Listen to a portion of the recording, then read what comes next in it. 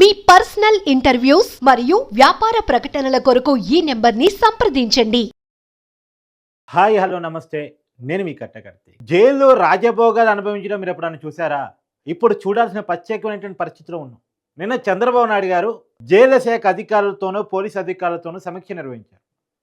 ఆ సమీక్ష కార్యక్రమం నిర్వహించడానికి కారణం ఏంటంటే, ఈ మధ్య అరెస్ట్ అయినటువంటి అంటే గనులు దోచేసి దాచేసి సొమ్ము చేసేసుకొని 160 కోట్ల రూపాయలు తినేశాడు అని చెప్పేసి అభియోగాలతో అరెస్ట్ అయి జైలు పాలైనటువంటి గనుల శాఖ మాజీ డైరెక్టర్గా ఉన్నటువంటి వెంకటరెడ్డి జైల్లో రాజ్యభోగాలు అనుభవించారని చంద్రబాబు నాయుడు గారికి రిపోర్ట్ వచ్చింది.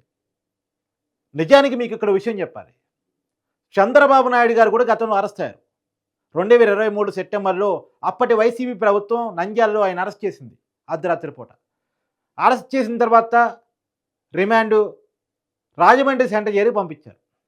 రాజమండ్రి సెంట్రల్ జైల్లో ఆయన 74 సంవత్సరాలు కాబట్టి, 3 సార్లు ముఖ్యమంత్రిగా పనిచేసినటువంటి వ్యక్తి కాబట్టి, అప్పుడు ప్రతిపక్ష నాయకుడిగా కూడా ఉన్నాడు కాబట్టి ఆయన కొన్ని సౌకర్యాలు అడిగితే అప్పటి వైసీపీ ప్రభుత్వం జైలు శాఖ దాన్ని తిరస్కరించింది.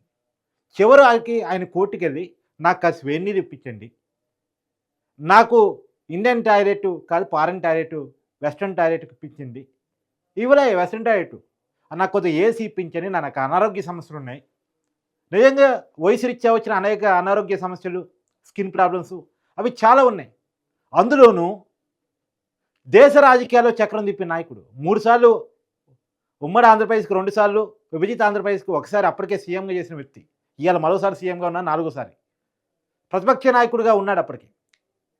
అలాంటి వ్యక్తి అరెస్ట్ అయితే కేవలం నిందితుడు మాత్రమే, ఇంకా నేరం తేలలేదు. అలాంటి వ్యక్తికి కనీస సౌకర్యాలు ఇవ్వడానికి కూడా అప్పుడు వైసీపీ ప్రభుత్వం కల్పించలేదు, అడిగిన ఇవ్వలేదు. ఆయన కోర్టుకి పదే పదే వెళ్ళి కొన్ని సౌకర్యాలు తెచ్చుకున్నారు. కానీ కోర్టుని అడగకుండానే, కోర్టు ఆదేశించకుండానే గనుల శాఖ మాజీ డైరెక్టర్గా వెంకటరెడ్డికి విజయవాడ జైల్లో సకల సౌకర్యాలు ఉన్నాయంట. సపరేట్ ఫ్రిడ్జ్ అంట, సపరేట్ టీవీ అంట. సమ్మర్ కాదు కాబట్టి ఏసీ ఇవ్వలేదేమో, సమ్మర్ అయితే ఏసీ కూడా ఇచ్చేవాళ్ళేమో. అంతే, ఎంత అధికార హోల్డింగ్ వాళ్ళకి ఉంది అనేటువంటిది మనం అర్థం చేసుకోవాలి. దాని మీద నన్ను చంద్రబాబు నాయుడు గారు చాలా సీరియస్ అయ్యారంట. ఈ ఒక్క సంఘటనే కాదు, బోరుగడ్డ అనిల్ కుమార్కి బిర్యానీ తినిపించే సంఘటనే కానివ్వండి, జైల్లో ఎర్ర తివార్చి పరిచి సకల సౌకర్యాలు కల్పించిన విధానం కానీ, ఆయన ఫోన్ మాట్లాడుకునే అవకాశం కూడా కల్పించిన పద్ధతి కానీ, ఇవన్నీ గతంలో మనం చూసాం. ఎక్కడి నుంచి వస్తుంది వాళ్ళకి ఎంత అంటే డబ్బు వెళ్తే ఈ సమాజంలో ఏదైనా దొరికిద్దా? విపరీతంగా డబ్బు సంపాదించి, అడ్డగోలుగా డబ్బు సంపాదించి, ఆ డబ్బు ఇసిరెత్తే ఏ సౌకర్యాలైనా వస్తాయన్నటువంటి ఒక ఫీలింగ్ని పోలీసు అధికారులు కల్పిస్తున్నారా? ఇక్కడే ఒక చాలా పెద్ద అనుమానం. నిన్న చంద్రబాబు నాయుడు గారు చాలా సీరియస్ అయ్యారు విశ్వజిత్ మీద. ఆయన నీళ్లు నమిలి ఏదో వివరించుకునే ప్రయత్నం చేశారు. కాంట్రాక్టర్లు, రియల్ ఎస్టేట్ వాళ్ళు, కొద్దిగా సమాజంలో సంపాదించుకున్న వాళ్ళు జైలుకి ఏదో టీవీలు, ఫ్రిడ్జ్లు డొనేట్ చేస్తూ ఉంటారు, అవి కొద్దిగా ఖైదీలకు అందుబాటులో ఉంచుతాం ఏదో చెప్పే ప్రయత్నం చేశారు. ఖైదీలు అందరికీ అందుబాటులో ఉంచుతున్నారా, కేవలం వెంకటరెడ్డికి మాత్రం అందుబాటులో ఉంచారా అనేది చంద్రబాబు నాయుడు గారు సూటిగా అడిగిన ప్రశ్న. మీ రిపోర్ట్ మొత్తం మా దగ్గర ఉంది, మీరు మారండి మారండి అని చాలాసార్లు ఛాన్స్ ఇచ్చాం. మారితే మారారు, లేకపోతే మిమ్మల్ని మార్చాల్సి వస్తుంది, మీ పరిస్థితిని, మీ పొజిషన్ని మార్చాల్సి వచ్చిందని చెప్పేసి వార్నింగ్ ఇచ్చారు. ఎంత దారుణం అండి! ఏంటి ఆయన ఏమైనా విఐపీనా? గనుల శాఖలో దోచేసిన గనుడు ఆయన. అభియోగాలు ఎదుర్కొంటా ఉన్నాడు, నిందితుడిగా ఉన్నాడు. ఆయన ఎలా చూడాలో అలా చూడాలి. 160 కోట్ల రూపాయల స్కామ్ అభియోగాలు ఆయన మీద ఉన్నాయి. ఆయనేమి మాజీ ముఖ్యమంత్రి, మాజీ ఎమ్మెల్యే, మాజీ ఎంపీ ఏవి కాదు, ఒక అధికారి. అది అధికారిగా ఉండి ప్రజల సంపదకి కాపలదారిగా ఉండాల్సింది పోయి ప్రజల సంపదని దోచేశాడు అనేటువంటి అభియోగాలు ఎదుర్కొంటున్నటువంటి వ్యక్తి. అలాంటి వ్యక్తికి సకల సౌకర్యాలు ఇవ్వటాన్ని ఎలా చూడాలి అనేటువంటిది ఇప్పుడు మనం ఆలోచించుకోవాలి. రేపు నేరం చేసినవాడు జైలుకి వెళ్ళినప్పుడు, చిన్న నేరం చేసినవాడు, దొంగతనం చేసినవాడు, జేబు కొట్టేసేవాడు, సెల్ ఫోన్ దొంగతనం చేసేవాడు, ఇంట్లో దొంగతనం చేసేవాళ్ళు, వాళ్ళు జైలుకి వెళ్తారు. ఇలాంటి వాళ్ళు జైలుకి వెళ్తారు. ఇలాంటి వాళ్ళు జైలుకి వెళ్ళినప్పుడు అలాంటి వాళ్ళు చూసి ఏమంటారు, చేస్తే దొంగతనం పెద్దగా చేయాలి, ఇలాంటి చిన్న చిన్న దొంగతనాలు చేస్తే మనని దారుణంగా చూస్తారు, పెద్ద దొంగతనం చేసేవాడిని మాత్రం మర్యాదగా చూస్తారు, 100 కోట్లు 1000 కోట్లు దోచేసి జైలుకి వస్తే సకల సౌకర్యాలు వస్తాయి అని ఒక ఫీలింగ్ వాళ్ళు కలిగిద్దా లేదా? దొంగతనం చేయకూడదు అన్న ఫీలింగ్ కలగదు వాడికి, దొంగతనం పెద్దగా చేయాలని ఫీలింగ్ కలిగిద్ది వాడికి. దొంగతనం రూపం మారాలి అనే ఫీలింగ్ కలిగింది అతనికి.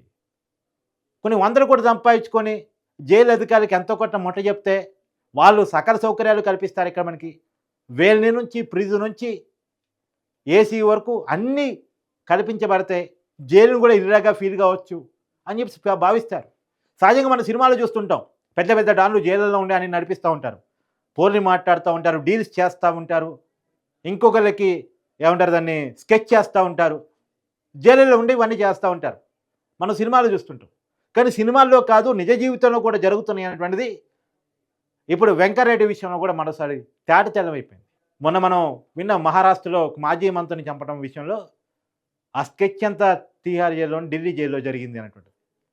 అది నిజమో కాదో కానీ ఇప్పుడు గనుల శంకర్ వెంకరెడ్డిని చూస్తే మాత్రం నిజమని నమ్మాల్సి వస్తుంది. ఇంత విఐపి రాజభోగాలు అనుభవించే పని. ఖచ్చితంగా ఈ ప్రభుత్వం చాలా సీరియస్గా ఉండాలి పోలీస్ అధికారుల విషయంలో.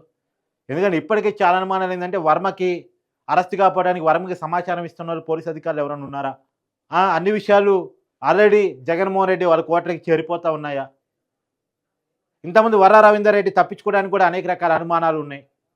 తర్వాత పట్టుకున్నారు, వేరే విషయం. ప్రభుత్వం సీరియస్ అయిన తర్వాత రఘురామ కృష్ణరాజు గారి కేసులో కూడా ఆయన అనేక కంప్లైంట్ తర్వాత విచారణ అధికారిని మార్చివేసి తర్వాత కానీ విచారణ వేగవంతం కాలేదు.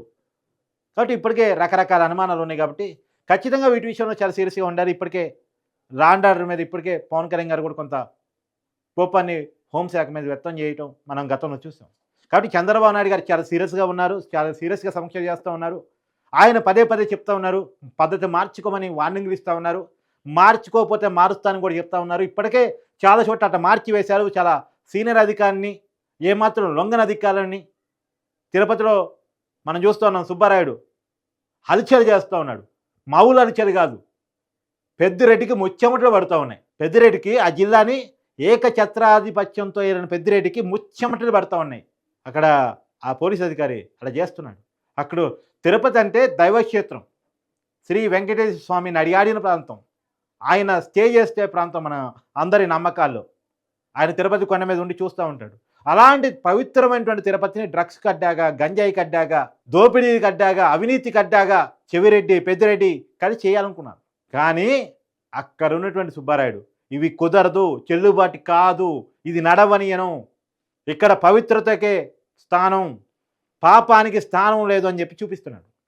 మొన్న కర్నూలు డిఐజీ ప్రవీణ్ కూడా ఎలా మాట్లాడారు మీరంతా చూశారు. సో కాబట్టి చాలా స్ట్రిక్ట్ అధికారిని ఒక్కొక్కరిగా చూస్తూ ఉన్నారు. ఒంగోలు ఎస్పీ తాట తీస్తున్నాడు. మరి జైలు శాఖలో కూడా ఏమన్నా ఎవరైనా మారాల్సి ఉంటే దాన్ని కూడా చంద్రబాబు గారు దృష్టి పెడతారనుకుంటున్నాను నేను. మరి పెట్టాలి కూడా, తాట తీయాలి. అవినీతి చేసిన వాడికి తాట తీస్తే ఆ జైల్లో చూస్తున్న ఇతర ఖైదీలకి వామ్మో పెద్ద పెద్ద నేరాలు చేస్తే ఇట్లా చూస్తారేమో, ఇలా పనిష్మెంట్స్ ఉంటాయేమో, ఇంత కఠినంగా ఉంటాయేమో చట్టాలు అనేలాగా ఉండాలి. ఒకరిని చూసి ఇంకోటికి భయం కలగాలి. అంతేగాని ఒకరిని చూసి ఇంకోటికి ఉత్సాహం ఉల్లాసం కలగకూడదు. అబ్బా దొంగతనం చేస్తే లైఫ్ చాలా హ్యాపీ రా భయ్, ఇట్లా దొంగ డబ్బు తినారా అనే ఫీలింగ్ రాకూడదు. సరే, ఏదేమైనా గనులు వెంకటరెడ్డి అనే వారిని మరోసారి చర్చలోకి వచ్చాడు. ఏది ఏమైనా నిన్న చంద్రబాబు గారి సమీక్ష తర్వాత పరిస్థితిలో మార్పు వచ్చింది అని చెప్పేసి మనమైతే భావిస్తున్నాం. మార్పు వస్తో రాదో చూడాల్సింది.